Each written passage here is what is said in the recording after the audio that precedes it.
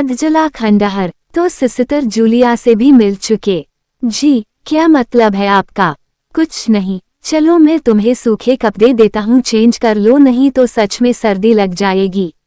और मैं कैप्टन विनोद के पीछे पीछे एक बड़े से कमरे में पहुंच गया। कमरे के चारों ओर हरे रंग के पर्दे लगे हुए थे। कैप्टन विनोद के स्वर में कोमलता थी। आओ मेरे साथ इस सोफे पर बैठ जाओ, मैं तुम्हें एक कहानी सुनाता हूँ। कहानी खत्म होते ही मैं तुम्हें तुम्हारे कैंप तक जीप से छोड़ आऊंगा। वैसे भी तुम अपने साथियों से काफी आगे निकल आए हो, वहां तक तुम अब चलते हुए शायद पहुंच ना पाओ।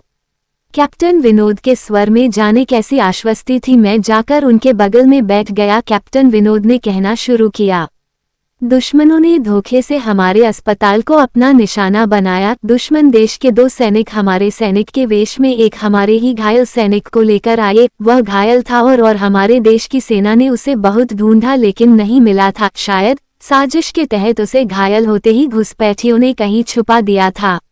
अचानक अपने खोए सैनिक को अपने हॉस्पिटल में पा सभी खुश हो गए और बिना अधिक पड़ताल किए हॉस्पिटल के गेस्ट रूम में घायल को लेकर आने वाले छद्म वेशधारियों को ठहरने की इजाजत दे दी गई।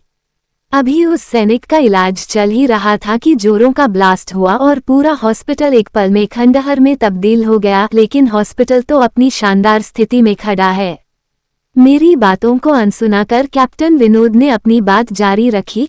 कोई नहीं बचा उस ब्लास्ट में। दीवार पर पड़े खून के छींटे भी उसी ब्लास्ट में मारे गए हॉस्पिटल के कर्मचारियों के हैं। हाँ, पर यह हॉस्पिटल तो मुझे खंडहर नहीं दिखता। जवाब में कैप्टन विनोद के चेहरे पर रहस्य भरी मुस्कान फैल गई और उनका चेहरा अजीब से भावों से भर गया। मैं उनके चेहरे को देखकर अंदर से दहल गया। फिर भी मैंने हिम्मत कर पूछा, आप उस ब्लास्ट में बच कैसे गए? सुनते ही कैप्टन विनोद ठहाका लगाकर हंस पड़े और मुझ पर एक भरपूर नजर डालते हुए कहा, ये कहानी आज से मात्र 10 वर्ष पहले की है और मैं तो आज से 50 वर्ष पहले मर चुका हूँ। इसके आगे उन्होंने क्या कहा मुझे कुछ नहीं मालूम। चेहरे पर गिलेपन का एहसास जब काफी हुआ तो मैं जैसे नींद से जागा। मुझे घेरे हुए मेरे सभी सहपाठी और टीचर खड़े थे। मेरे आंख खोलते ही मेरे सर ने कहा, थैंक गॉड, तुम्हें होश आ गया। तो क्या मैं बेहोश था?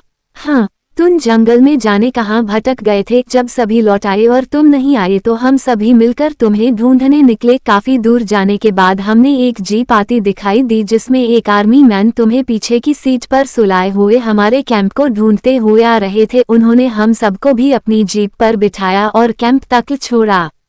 हमने उन्हें काफी रोकने की कोशिश की लेकिन वे ये कहते हुए चले गए, अभी नहीं रुक सकता, एक जरूरी काम है।